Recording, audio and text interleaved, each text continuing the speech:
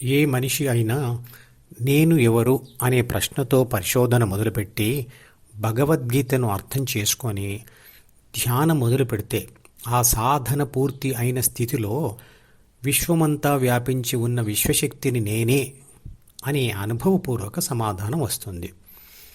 నేను ఎవరు అనే ప్రశ్న మీకు రావటం లేదంటే మీరు ఆ నేను కాని వాటితో నిరంతరంగా ఉండడం వల్ల మీకు సమయం దొరకడం లేదు అంతే.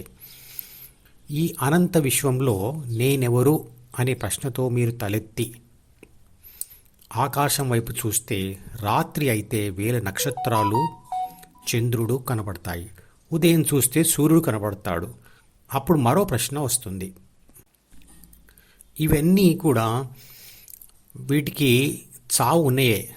చావు ఉంది అంటే పుట్టుక కూడా ఉన్నట్లే కదా. మనిషి జన్మకు తల్లిదండ్రులు కారణమైతే మరి భూమి, సూర్యుడు, చంద్రుడు, గ్రహాలు, కోట్ల కొద్ది నక్షత్రాలు, మిల్కీవేలు, నెబ్యులాలు మరియు గెలాక్సీల జన్మకు ఎవరు కారణం? సైన్స్ ప్రకారంగా కారణం లేకపోతే కార్యం జరగదు అంటారు కదా. ఎన్నో కొత్త కొత్త నక్షత్రాలు ఎలా పడుతున్నాయి? భూమి కంటే కోట్ల రెట్లు బరువు కొలతలతో ఉండే ఆ భారీ పదార్థాలు ఎలా కదులుతున్నాయి? బిగ్ బ్యాంగ్ థియరీ చెబుతుంది విశ్వశక్తి వల్ల విశ్వ పదార్థమంతా తనలో తానే కొంచుకుపోయి మరియు పేలిపోయి ఇవన్నీ పుట్టాయి. మళ్ళీ కొంతకాలానికి అవన్నీ కలిసిపోతాయి, మళ్ళీ కొంచుకుపోతాయి, మళ్ళీ పేలిపోతాయి. ఇది నిరంతరంగా జరుగుతూనే ఉంటుంది. అంటే విశ్వశక్తి, విశ్వ పదార్థాల జన్మం, గమనం మరియు మరణములకు కారణం విశ్వశక్తి. ఇప్పటి వరకు భూమి మీద కనుక్కున్న 118 మూలకాలతో ఏర్పడిన విశ్వ పదార్థాలతో పాటుగా విశ్వశక్తి నుండి విద్యుత్ శక్తి, రసాయన శక్తి, అణుశక్తి, అయస్కాంత శక్తి, భూమి ఆకర్షణ శక్తి లాంటి ఎన్నో శక్తులు వచ్చాయి. నిరంతరంగా ఈ విశ్వశక్తి పదార్థాన్ని శక్తిగా మరియు శక్తిని పదార్థంగా మారుస్తూ ఉంటుంది. విశ్వశక్తి యొక్క ఈ లక్షణమే, ఈ ధర్మమే విశ్వంలో జరిగే అన్ని పనులకు కారణం. ఇదే సనాతన లేదా శాశ్వత ధర్మం. దీనినే పరమాత్మ అన్నారు. విశ్వమంతా వ్యాపించి ఉన్నవి రెండే విషయాలు. అవి పదార్థము మరియు శక్తి. శక్తి పదార్థం ద్వారానే తన ప్రభావాన్ని చూపిస్తుంది. శక్తి పదార్థంలో ప్రవేశించడం శక్తికి జన్మ. శక్తి పదార్థాన్ని విడిచిపెట్టడం పదార్థానికి మరణం. ప్రాథమిక మనసు లేకుండా శక్తి మరియు పదార్థం మాత్రమే కలిసి ఉన్నవి అన్నీ శక్తి యొక్క మనసు లేని జన్మలు. అవి నక్షత్రాలు, గ్రహాలు, సూర్యుడు, చంద్రుడు. వీటిలో శరీర రక్షణ, పోషణ మరియు పునరుత్పత్తి క్రియలు జరగవు. శక్తి మరియు ప్రాథమిక మనసు కలిసి పదార్థంలో ప్రవేశిస్తే అది శక్తికి ప్రాథమిక మనసుతో కూడిన జన్మ. జీవులన్నీ ఇలాంటివే. వీటిలో శరీర రక్షణ, పోషణ మరియు పునరుత్పత్తి క్రియలు జరుగుతుంటాయి. ప్రాథమిక మనసు లేని మరియు ప్రాథమిక మనసుతో కూడిన శక్తి పదార్థాల కలయికలు విశ్వశక్తి నుండి వచ్చాయి. విశ్వశక్తి వల్ల సూర్యుడు నుండి అనేక గ్రహాలతో పాటు భూమి వచ్చాయి. భూమి మీద అనుకూల పరిస్థితులు కలిగినప్పుడు విశ్వ పదార్థాల ప్రాణశక్తి మరియు ప్రాథమిక మనసుల కలయిక వల్ల జీవి పుట్టుక జరిగింది. జీవుల శరీరం అంతా విశ్వ పదార్థంతో తయారు చేయబడింది. వాటిలోని ప్రాణశక్తి విశ్వశక్తి నుంచి వచ్చింది. మనిషి జన్మకు కనబడుతున్న కారణం తల్లిదండ్రులు అయినా కనపడని అసలు కారణం విశ్వ పదార్థం మరియు విశ్వశక్తియే. విశ్వశక్తి తన జన్మకు మూలం కాబట్టి మనిషి ధ్యానం ద్వారా ఆ మూలం చేరుకోవాలని లేదా ఆ మూలం తెలుసుకోవాలని కోరుకుంటాడు. అందువల్ల కూడా ధ్యానం చేయాలనే కోరిక వస్తుంది. ఇతర కారణాలు ఏమిటంటే ప్రాపంచిక విజయాలు కావాలని, ఉన్న విషాదం తొలగించుకోవాలని, లేదా ధ్యాన ఫలితం ఏమిటో తెలుసుకోవాలని. కానీ ఆత్మ ప్రాథమిక మనసులోని 3 బాధ్యతల 6 గుణాల కారణంగా ద్వితీయ మనసు ద్వారా జ్ఞానేంద్రియాలతో నిరంతరంగా ప్రపంచానికి అతుక్కొని ఉండడం వల్ల ఆ ధ్యాన కోరిక మరుగున పడిపోతుంది. ఎవరికైతే ధ్యానం చేయాలని కోరిక వస్తుందో వారు యోగం లేదా ధ్యానం ద్వారా జీవించి ఉండగానే మళ్ళీ విశ్వశక్తిని చేరుతారు. ప్రాణశక్తి అనేది ఏటీపీ అంటే అడినోసైన్ ట్రైఫాస్ఫేట్ అనే పదార్థంలో దాగి ఉన్న రసాయన శక్తి. ఇది అన్ని చెట్లు, జీవులలో ఉంటుంది. ఏటీపీ నీటితో కలిసినప్పుడు ప్రాణశక్తిని విడుదల చేస్తుంది. ఆ ప్రాణశక్తిని మెదడుతో సహా శరీరంలోని అన్ని అవయవాలు ఉపయోగించుకుంటాయి. తిన్న ఆహారం నుండి మళ్ళీ అదే శక్తిని పొందుతాయి. విశ్వశక్తి నుంచి ప్రాణులు వచ్చాయి. అన్ని ప్రాణులలో మానవ జన్మ మాత్రమే విశిష్టమైనది. తల్లిదండ్రుల కలయిక ద్వారా ప్రాణశక్తి మరియు ప్రాథమిక మనసులు కలిసి తల్లి గర్భంలో జైగోట్ లేదా పిండంగా జన్మిస్తాయి. తొలి జీవి ఆవిర్భావం నుండి ఈ రోజు వరకు అంటే తరతరాలుగా ప్రాణశక్తి మరియు ప్రాథమిక మనసులు కలిసి ఇలా ప్రయాణం చేస్తూనే ఉన్నాయి. అంటే శరీరాలు ధరిస్తూ వస్తున్నాయి. అలా మనిషి శరీరంతో ప్రాణశక్తి తరతరాలుగా జన్మలు ఎత్తుతూనే ఉంది.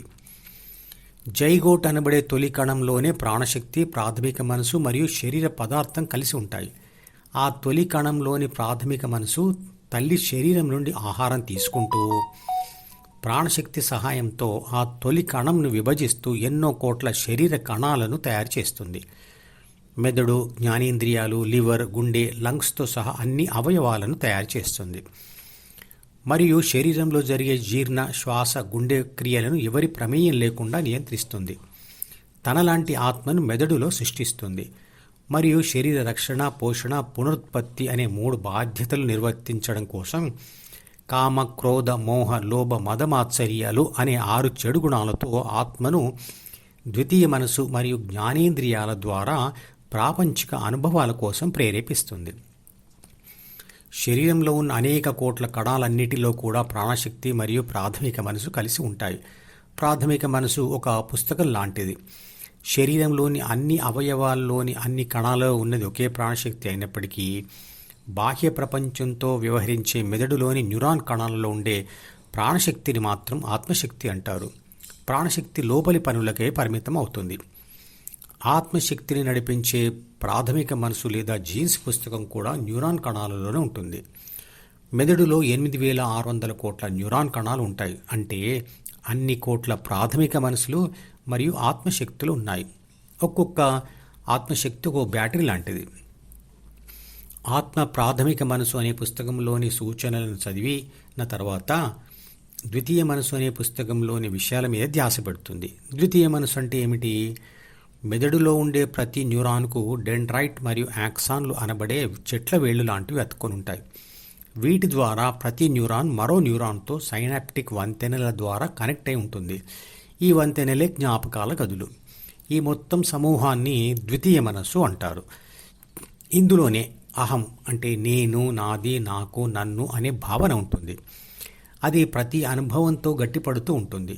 దానితో పాటుగా ద్వితీయ మనసులో ఆత్మ ప్రాపంచిక అనుభవం పొంది రాసుకున్న ప్రాపంచిక సమాచారం మరియు ఆ సమాచారంను విశ్లేషించడం ద్వారా తయారు చేసుకున్న సూచనలు లేదా కోరికలు ఉంటాయి.